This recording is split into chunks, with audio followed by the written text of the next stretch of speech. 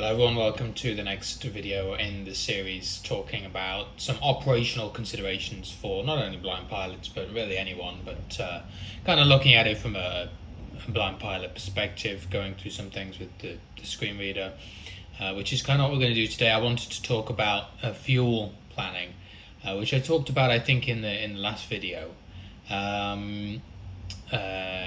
where we went through how to plan an OFP a little while ago. But today I thought I would just go through the different types of fuel and how to read what's on your OFP for the fuel, and also when you should be considering diverting. So, you know, a lot of people will just look at their block fuel and they'll just insert that into the FMC, and obviously they'll insert the reserve fuel, and that's kind of it. But there are a lot of different types of fuel and a lot of different types of fuel you can add. So for our purposes, let's pretend here on SimBrief that we're planning a flight from Frankfurt to Dublin in the 737-900, and we've inserted that, and it's inserted our alternate as Shannon, EINN airport, and SimBrief then will calculate some rough values, so you can absolutely just go and dispatch from here. However, if you want to go down to the fuel section, you can do this, and you can look at some of the options that are available to you. So the contingency fuel is on automatic. The contingency fuel is your en route contingency, or essentially for unforeseen events, right? This is not necessarily holding fuel, and it's not your reserve fuel to divert to your alternate, it's your contingency fuel. So if you are essentially having to run the APU maybe on the ground longer than you expected, or if you are en route getting some weather that you need to divert around, or you're getting some unforeseen ATC instructions that maybe you have to speed up just a little bit, and so you burn a bit of extra fuel, or you're not able to climb to a higher altitude and so you're slightly lower than your cruise. This is what your contingency fuel is. Normally it's going to be 15 minutes of contingency fuel. Now there are different rules that you can follow, so it's on auto.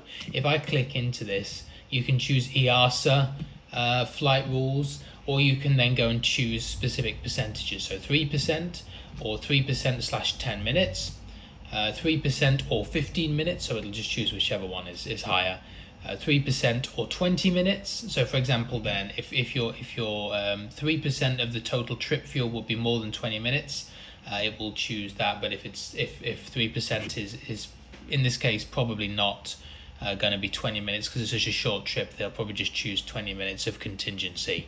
5% or 5 minutes. So there's a whole load of shit here, all the way down to just minutes. You can choose all the way to 60 minutes contingency. So normally you can leave this on auto, and SimBrief will just choose 15 minutes. If you know there's some bad weather, maybe you want to go there and you want to just change that. The next thing is reserve. This is the this is essentially the reserve fuel that you will have to dig into for various things, mainly going to be for holding at your destination airport or for traffic at the destination airport. So the reserve fuel is if you need to be, if you expect there's going to be a lot of holding. SimBrief will put it on auto again, so it will calculate what it thinks is an optimum value.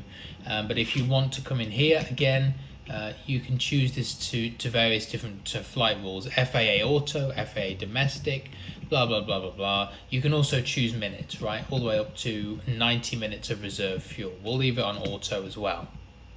Taxi fuel, again, SimBrief will calculate, and it's not really relevant for blind pilots, but you should probably consider that you'll actually have a little bit of extra fuel. Not a lot, but a couple £100 maybe from the taxi.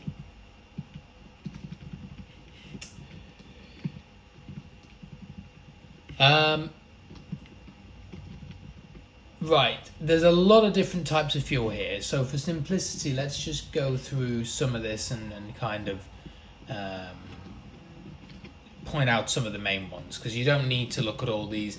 The rest of the fuel options you'll see are essentially just options for you to add additional fuel for various reasons. You don't need to do this, and some of it you might have already included in your reserve fuel calculations. But if you want to add extra fuel and you want it to be listed on the OFP flight plan to be for a specific reason, this is what you can use. So for example, you've got MEL fuel, which is minimum equipment list. So if there's something on the aircraft that means maybe, for example, okay, you know, I'm going to have to run my APU for longer or something like that, you can add some fuel there. ATC fuel. This kind of is similar to reserve, I guess, but if you know that you're going to need extra fuel for ATC, maybe it's a VATSIM event, then you can add extra fuel there, and there's a drop down box there where you can choose for all of these whether you want it in pounds or indeed kilograms, whatever you have it set to. But the units will either be between weight, so or volumes, it was pounds essentially. So the number of pounds of fuel that you want, or you can choose it in minutes. So you can say I want 30 minutes of extra fuel. So normally I will do minutes, but you know, you can change that. WXX fuel, there's weather fuel. So again, if you know that there's, I don't know, storms at your destination, you might want to add some extra fuel there. Tankering, this is where you can set fuel if you are, for example, airlines will sometimes do this where if they know that fuel is more expensive at their destination, they'll take some fuel and then maybe they can do the flight back or something, or the next flight with some of the extra fuel that they've tanked. That means that fuel on your OFP will not be included in the calculations for this flight, but it will be included in terms of the fuel that's on your aircraft. So it's obviously not expected you're going to touch that fuel, but it will be tanked for you. And so and you can also see, I should add, there is an additional box that's just sort of a random additional box just called extra here, where you can add even more fuel if it's kind of I guess an unknown reason, and again you can choose between minutes. So the main ones are going to be contingency and reserves. And then all these other little ones down here that I've just talked through are sort of for additional fuel for whatever reason, and each one has got its own reason. So ATC, weather, and things like that. Anyway, so we've gone through the OFP and you've calculated your fuel. Let's go and generate this, and then I want to just talk to you about the different sections on the fuel portion of the OFP. So obviously when you're planning, you have to consider, you know, am I flying into a VATSIM event, and also your alternate. So we've chosen Shannon, but you can go and change your alternate, and you can even set up multiple alternates. So if you have an ETOPS flight, which is a topic again for probably another video, but then you'll have multiple alternates. This flight we only have one, but you can go and change your alternate. So if you know, for example, okay, I'm flying into a busy VATSIM event in Germany, in I don't know, into Frankfurt or whatever, then maybe choosing an alternate that's a little bit further afield would be a good option, just in case. Sometimes you get these VATSIM events where it's like not just one airport but a whole regional event, and then kind of having an alternate that's another event airport might not be a good idea. Maybe you want to have an airport that you know is probably going to have less traffic. Right, so we've got our OFP here. Let's go down, and I'm not looking at the kind of headings at the top, but I do want to go down into the OFP, the kind of operational flight plan itself here, and go right down to the planned fuel section. And this is laid out as a kind of table, and it's got all the different fuel options or levels on the aircraft, and it shows you for each one the amount of fuel and the time that it will take to use up that fuel. So the first thing is obviously trip, and it says trip Dub, so to Dublin, £10,193, 0146. So that means that purely to do the trip with no diversions around our route or holdings will be 1 hour 46, and that's the fuel we need. Then we have cont, not another word, but no, this is cont, which is very fun. 15 minutes. It shows you, so yeah, as I said, this is the 15 minutes contingency. This is just for little things en route that might happen, and it's 1,432 pounds. So not very much at all, but you know, it's just a little bit extra. ALTN, this is your alternate fuel. So this is how much fuel it will take to purely get from Dublin to Shannon, should you need to get there. So ALTN, SNN, so it's the IATA code for Shannon, £3,070 and 0032, so 32 minutes. Okay, and that's assuming you follow your alternate routing listed on the flight plan and you climb to the altitude that is listed. Often you probably won't take 32 minutes, for example. In this case, it's quite likely that ATC will just vector you rather than making you follow a whole route.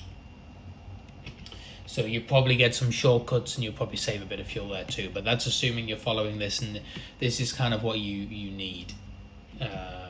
FinRes, for some reason it's put 0 on this flight plan. That's not correct, probably because I accidentally changed it. But your FinRes fuel is supposed to be 30 minutes, and your FinRes fuel is not to be touched. FinRes is what's supposed to be left in the tanks. So this is kind of a final backup. If everything goes wrong, you'll at least have 30 minutes. But legally, you're not really supposed to land touching this FinRes fuel. And if you do, then obviously they have to look into what happened there, because that should not happen. I'm not sure. Yeah, reserve fuel. For some reason, SimBrief now set to none, so I'm just going to set that to auto. Let me just regenerate this flight plan, and then we'll have at least our FinRes fuel also. So that is quite a useful point, because the value you should enter into the FMC for your reserves is not really just your reserves. I would personally enter the FinRes plus alternate fuel, and we'll go into that in a second. So looking back at here we go, the fuel section. So we talked about the alternate, and then here we go, FinRes 2,414, and that's the 0030, so 30 minutes extra fuel. That's the fuel. It's included in our block fuel, but obviously we don't want to touch it, like I said. So then we have minimum T/off fuel, minimum takeoff fuel, 17,346, which gives us a total time of 3 hours and 4 minutes of fuel. This is the, again, pretty self-explanatory, but you cannot take off if you're below this.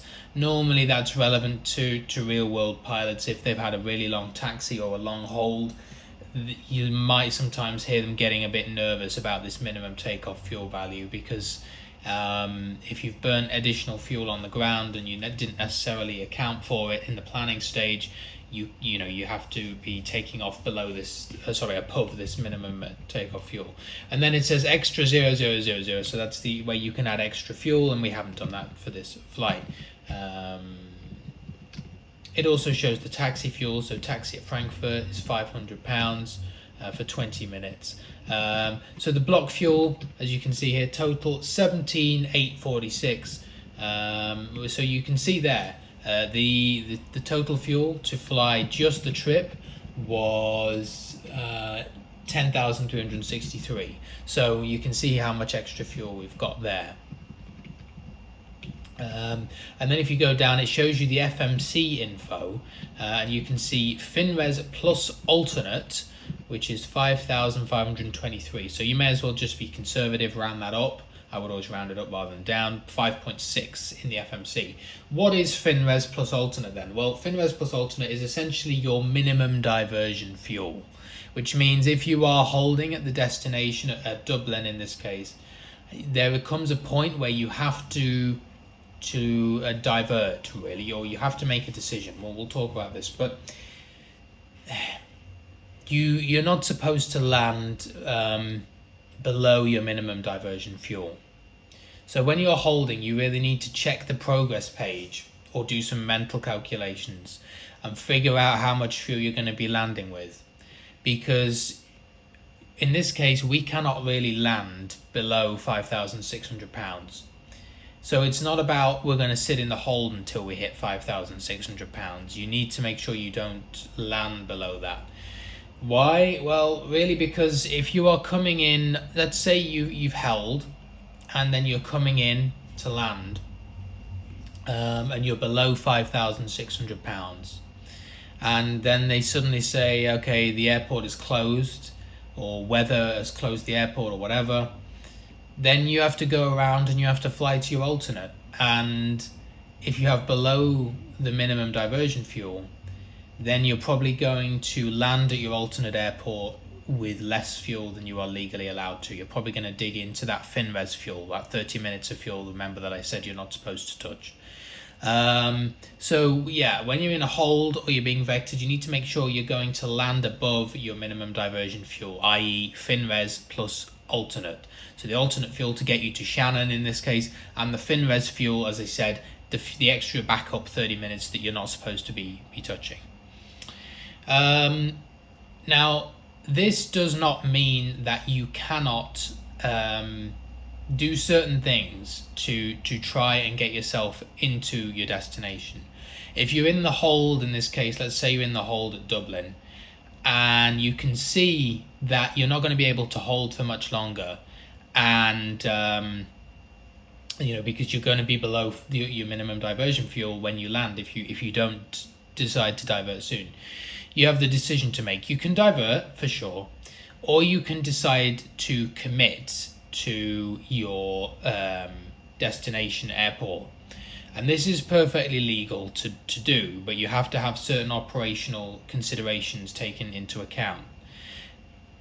What does committing mean? Well, it basically means you say, okay, we're going to scrap going to Shannon, and we are going to stay at Dublin, and we're going to commit to landing at Dublin.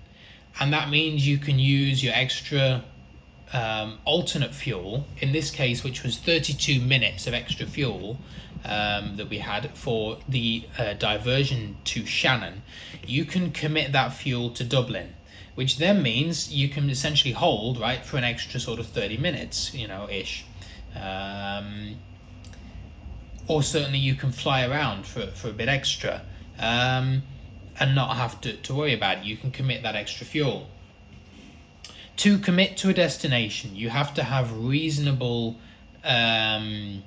assurances that you are going to land, and you have to know where you are in the sequence. Sometimes on VATSIM, when you enter a hold and you try and get a time out of the controllers, you say, okay, how long can we expect? They'll say, indefinite holding, we don't know. Or they'll say 5 minutes, and then you ask again, another 5 minutes, another 5 minutes, right? That, is an unfortunate thing on VATSIM. It's just going to happen because, sometimes pilots aren't flying correctly. Maybe they think they can get you in, and then some pilots are not flying correctly, and suddenly the sequence is messed up. Or maybe they're just not, they're not professional controllers at the end of the day. Some of them, they're just hobbyists. In the real world, this would not happen. If you get an estimate, generally, and again, sometimes it can vary, but generally, in areas with good ATC, not sketchy areas, let's say, you will get an estimate, and that will kind of be your estimate. So you can then make assumptions based on that. So if you're in the hold at Dublin, let's play out a scenario where we're in the hold at Dublin. We can see on our progress page that, and then we've done some calculations because you can see your fuel burn with TFM in the hold. You can see that roughly we're going to be landing with currently 5,800 pounds, right? So we've got a couple £100 until we hit our minimum diversion. So we need to make the decision now, really. And we asked Dublin, okay, where are we in the sequence? How much longer? And they say, you can expect 10 more minutes in the hold. And we look at the weather, and Dublin's weather is pretty okay. And we know that Dublin has multiple runways. This is also something to consider, because if you do commit to an airport that has only one runway, you're kind of boxing yourself in. If something happens to that runway and it gets closed for whatever reason, again, this is more of a real world thing than on VATSIM, but then, you're kind of stuck. But Dublin, we know it's got multiple runways. So if the worst were to happen and a runway were to be closed, there's another runway we can still land on. And they've told us 10 minutes. So if we were to just go by the minimum diversion fuel, we probably haven't got 10 minutes more of fuel left. But if we commit to Dublin and we use up this Shannon reserve fuel, or Shannon diversion fuel, I should say, that we've got in the flight plan, then we will have enough fuel to continue holding for 10 more minutes and then to make an approach, and probably enough to even do a missed approach and come back in. So in that case, we can safely commit to landing at Dublin. If the weather was not looking great and ATC were not really giving us a time as to when we could leave the hold, then you probably have to make the decision and say, right, this is not looking ideal. I can't really safely commit here. This is not acceptable. So yeah, in that case, you can commit to Dublin though. If ATC's given you the go ahead and the weather looks good, and you can land, and that's perfectly fine, as long as in that case you land with your 30-minute FinRes fuel. Then you are within legal limits. It's absolutely fine. So that's how to kind of calculate fuel. And again, make sure you know how much extra you've got, so you can take that into account when you're figuring out how long we can hold for. In this case, we have no extra fuel, so we just know, okay, we've got our reserve fuel,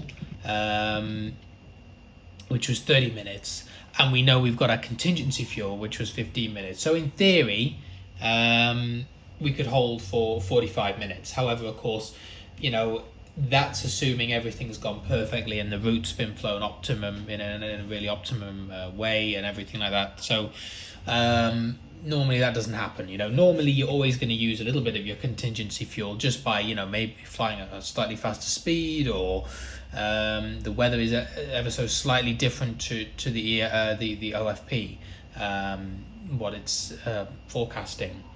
So you're always going to use a little bit, so how much holding fuel you've got. But if you then know, okay, I knew it was a VATSIM event, so I added an extra 30 minutes of fuel as well, then you can probably assume, okay, I pretty much can hold for an hour, maybe more, at this airport.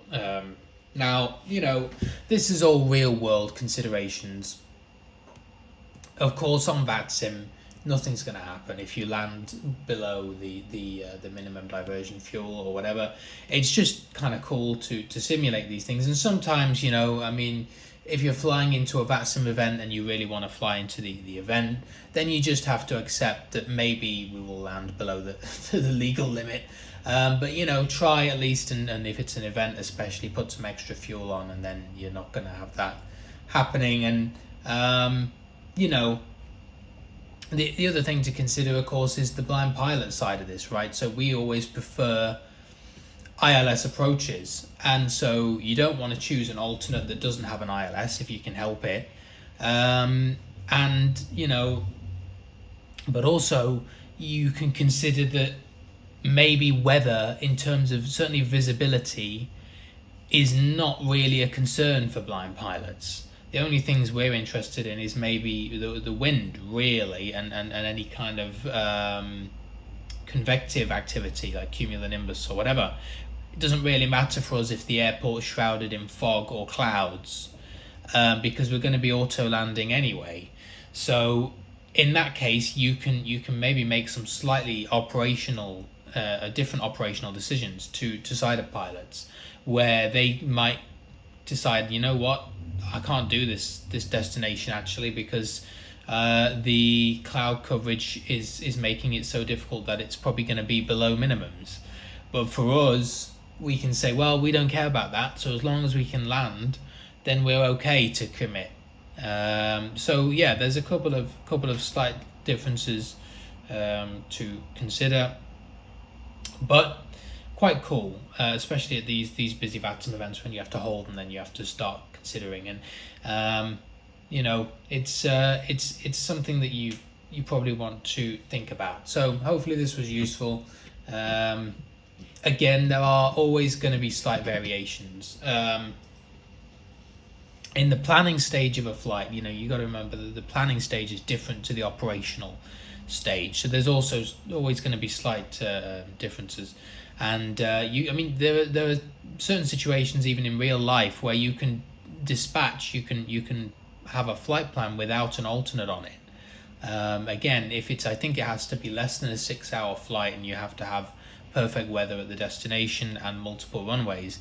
But in that case, there are some routes, for example, flown by the A321 or something, where or the 737, where it really stretches the fuel range of the 737 or the A321, and you cannot really have an alternate filed.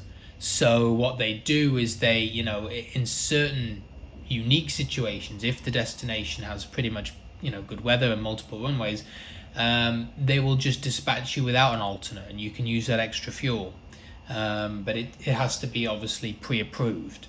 So there are slight differences depending on the route and the what's going on in real life. And as I said, if you're doing an ETOPS flight across the ocean with ETOPS procedures, then you'll have multiple alternates. And you can even for this flight, we can in theory go into SimBrief and we can select multiple alternates if we wanted to, and then have the fuel to get to different places. So it's kind of up to you really. You can do anything you want.